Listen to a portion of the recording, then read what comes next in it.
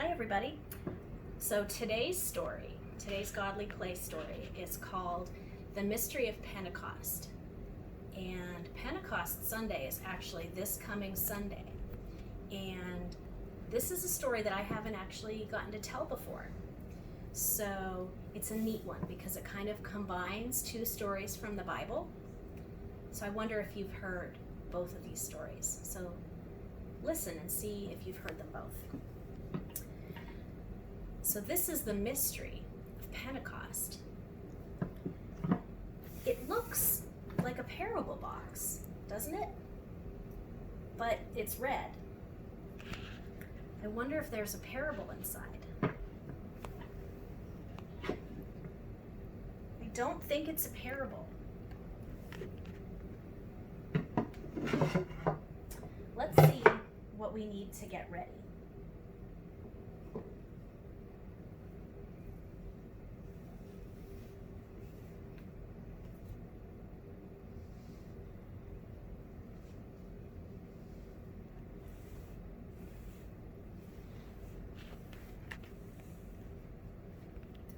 Well, there are many other things in here that we need to tell the story, but nothing else to get ready.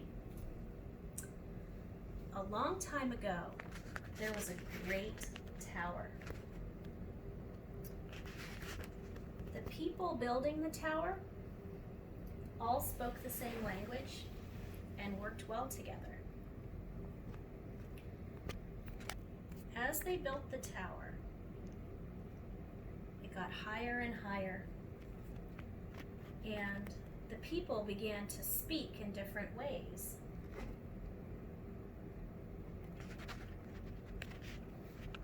The tower grew and grew. It grew closer to God, but the people building it forgot why they were building it in the first place.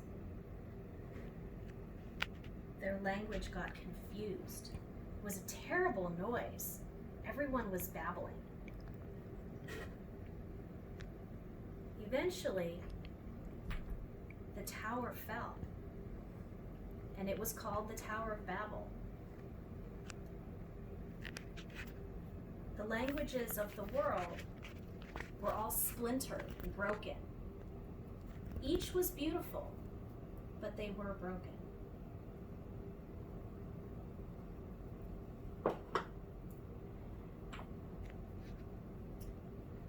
Thousands of years later, Jesus died on the cross. But he was still with his disciples and the people around him, very much like he's with us today.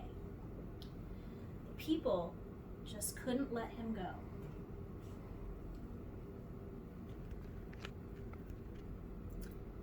The disciples and Jesus were in Jerusalem. And here are the disciples: Matthew, James, Jude,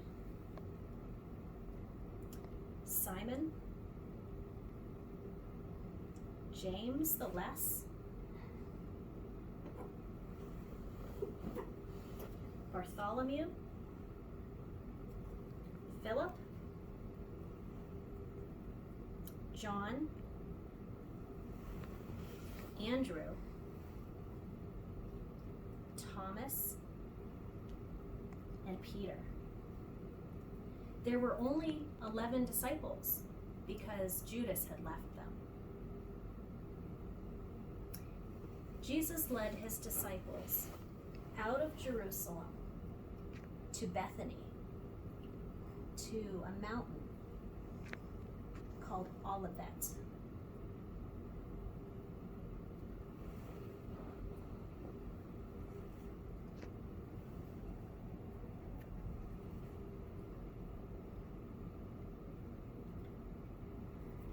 Jesus went up, and soon the Holy Spirit would come down.